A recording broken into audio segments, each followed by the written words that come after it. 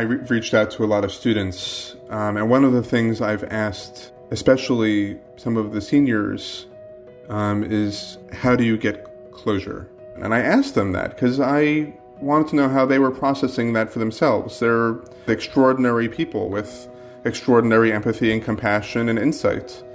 And so instead of closure, what the students might be looking for is a sense of continuity, that their time at Princeton isn't over. Hello and welcome to We Roar. With coronavirus still disrupting our lives, we're asking Princetonians on campus and off to share how they're living and working through the crisis, how everyone is staying together from afar, and how so many of us are working to serve the wider world. In this episode, we hear thoughts about grief and resilience, closure and continuity, as Princeton heads into its first ever virtual commencement. Hi everyone, my name is Ira Dounn. I'm one of the rabbis at the Center for Jewish Life at Princeton University. And I feel really privileged to get to work at Princeton with other extraordinary colleagues at the Office of Religious Life. The students are absolutely extraordinary, as you might imagine.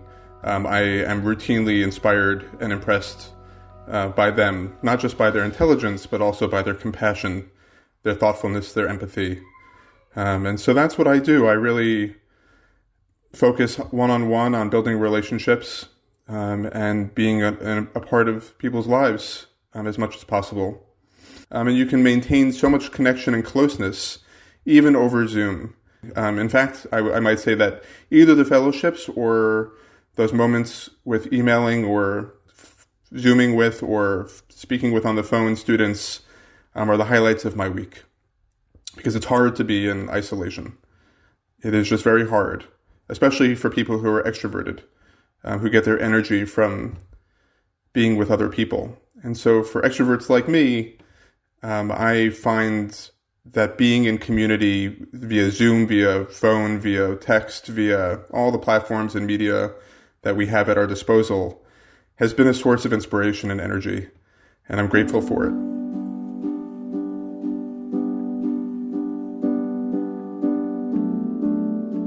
Grief is just so challenging, and especially it's challenging when we don't have a community at our side. In the middle of March, my uncle passed away of blessed memory, my uncle who I was very close with, who didn't have a family of his own, and who I was sort of in between nephew and son to, in the sense that he didn't have children, and so I stepped up as much as I could.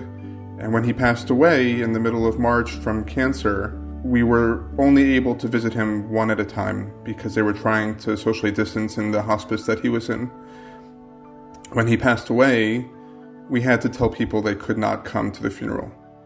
We had a funeral with 6 people, all the immediate family, my parents, my wife, my child, and his sister, my aunt, and one aunt who dialed in by FaceTime.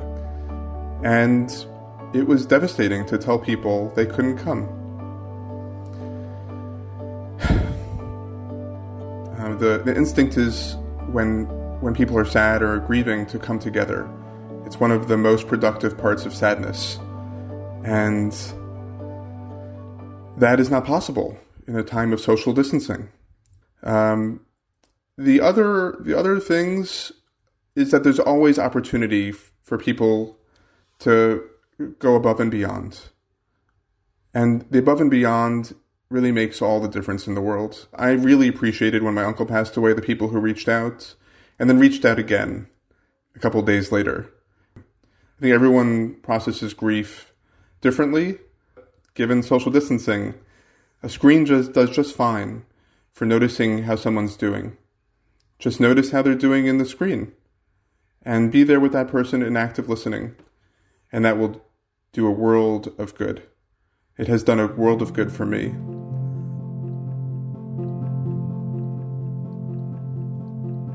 I reached out to a lot of students, and one of the things I've asked, especially some of the seniors, is how do you get closure? that it is unlikely that you will have the closure that you have thought you will be having. And so how does one remain Princeton, away from Princeton? That's the question. And I asked them that because I wanted to know how they were processing that for themselves. They're, as I said, extraordinary people with extraordinary empathy and compassion and insight. Some of them really were unwilling to move on, saying, I can't have closure, I can't move on until I do walk through that gate, until we do have that commencement. Another person really on the flight back home to Oklahoma was writing in their journal and said things like, maybe there is a silver lining in all of this, that our last memory of Princeton will be as Princetonians. We couldn't dwell on how to spend the last weeks. We didn't have to ask how many hours to spend with which people. We weren't forced into protracted goodbyes. Our emotional well-being didn't depend on a step sing or a graduation dinner. By happenstance, our last few weeks at Princeton looked like any other. And I thought that was especially beautiful too. The other thing which came up in some of my conversations with students, again, similarly, is that it's not closure but continuity. At Princeton, to its great credit, does an excellent job engaging alumni, and that there's an opportunity at reunions to come back and come back and come back again. And so instead of closure, what the students might be looking for is a sense of continuity, that their time at Princeton isn't over. Their time as a student at Princeton might be over, and the way that it ended might not have been how they expected it. But that there will be a lot of time to come back to campus and to experience being in campus with the people who are in your class again and again, thanks to Princeton's recurring tradition of reunions and its focus on being a Princetonian, not just for your 4 years as an undergrad, but throughout your entire life. The other thing I would just say also is that some students really appreciated having things in perspective.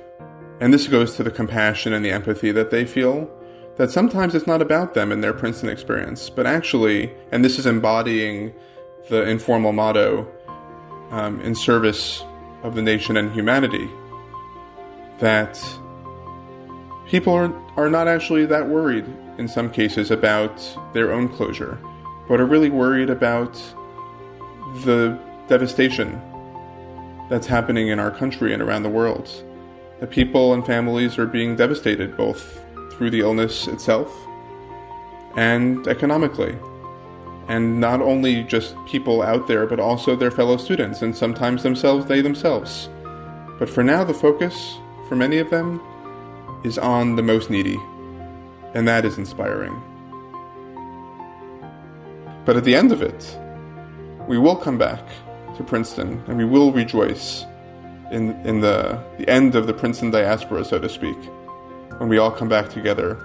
And in the meantime, what rituals can we create? What can we do together to maintain what we had? I'm going to maintain those relationships. I'm going to put in the effort. I'm going to put in proactive effort to reach out to the people who I want to continue to be in relationship with. It's not as easy as being in the dining hall. It's not as easy as going into class or seeing them on campus. But it's important. We can make it work, and we can make it work beautifully, even though we're not together.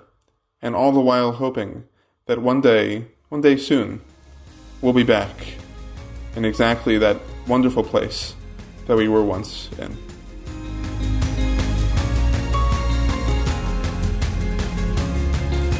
This podcast is a production of the Princeton University Office of Communications.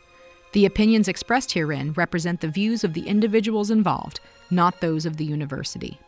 Princeton podcasts are available on major distribution channels, including Spotify and the Apple and Google Podcast apps.